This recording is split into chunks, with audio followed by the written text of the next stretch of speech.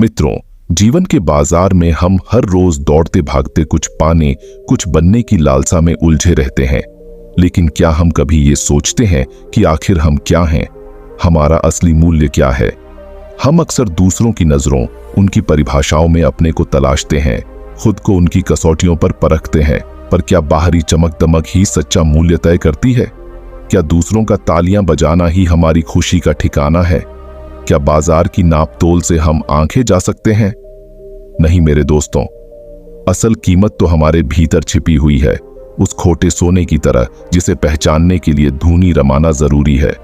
इस कहानी में हम उसी तलाश की यात्रा पर निकलेंगे, उस यात्रा पर जहां एक आम लड़की अपने असली स्वरूप को, अपनी ताकत को, अपने मूल्य को धीरे धीरे अनगिनत चुनौतियों से गुजरते हुए खोलती है। ये कहानी सिर्फ उसकी नहीं, हम सबकी जिंदगी का एक टुकड़ा है। तो आइए सुने इस ज्ञान दीपक को जलाने वाली बोध कहानी को और अपने भीतर के मोती को तलाशें। अब से कुछ वर्ष पहले हरियाली भरे पहाड़ों के चारों ओर बसा हुआ एक सुंदर मठ था, जहां भिक्षु धर्मपाल नामक एक आत्मज्ञानी तपस्वी विराजमान था। धर्मपाल का ज्ञान अपनी अनंतता और पवित्रता के साथ गंगा की धारा के समान था। एक शाम मठ के द्वार पर एक युवती खड़ी थी, जिसकी आंखों में एक अद्वितीय सी उदासी बसी हुई थी। उसका नाम तारा था, जो अपने असली मूल्य की तलाश में भटकती हुई वहां पहुंची थी।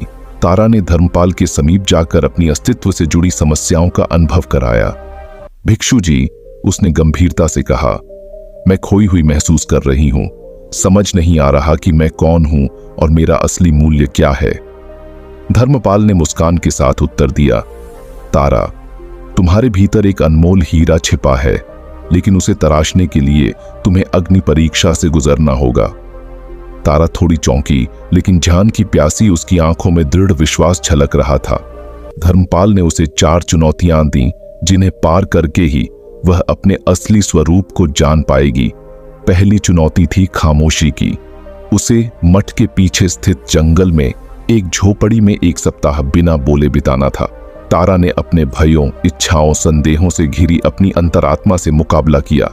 बिना किसी बाहरी शोर के वह अपने आत्मा के साथ एक हुई। उसने महसूस किया कि उसे परिभाषाओं की नहीं, स्वीकृति की जरूरत है। दूसरी चुनौती थी सेवा की। उसे मठ के वृद्ध और बीमार भिक्षुओं की सेवा करनी थी। उनके दुख को सुनना, उनकी कमजोरियों को थामना तारा को इस एहसास से भर दिया कि उसका असली मूल्य दूसरों के जीवन में खुशियां लाने में है। तीसरी चुनौती थी प्रकृति की। उसे पहाड़ की चोटी पर चढ़ना था, जहां तेज हवाएं और कड़ाके की धूप उसकी कमजोरियों को उजागर करेंगी। लेकिन प्रकृति के साथ संघर्ष करते हुए तारा ने अपनी संकल्प शक्ति को पहचाना। वह जानी कि वह हार नहीं मानती। चौथी चुनौती थी ज्ञान की।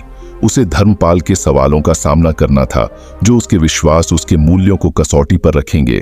पर इसी अग्नि परीक्षा में तारा ने देखा कि उसका ज्ञान उधार का नहीं, स्वयं की खोज का सार है।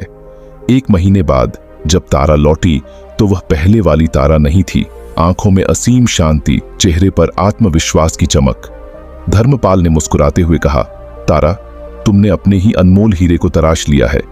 तुम्हारा मूल्य किसी की नजरों में, किसी की परिभाषाओं में नहीं है, बल्कि तुम्हारे अपने सत्य में है।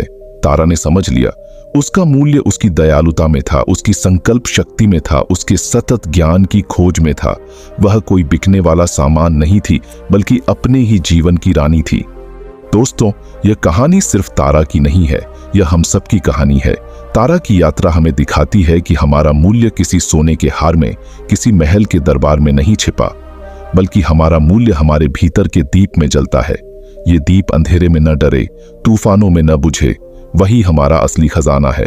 तो उठो, अपने भीतर झांको, उन अनगिनत चुनौतियों का सामना करो जो तुम्हें परिभाषित करते हैं। उनमें मत हारो, बल्कि जीतो। उस आत्मजीत में ही मिलेगा तुम्हारा अनमोल स्वरूप। याद रखो, तुम अनमोल हीरे हो। स्वयं को तराशो, चमको और जगमगाओ इस संसार में। अपने प्रकाश से जग करो अपने वास्तविक मूल्य को।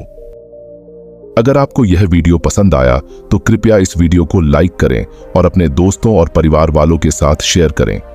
इस प्रकार की और कहानियां सुनने के लिए हमारे YouTube चैनल को सब्सक्राइब करें। मिलते हैं अगले वीडियो में, तब तक के लिए नमो बुद्धाय।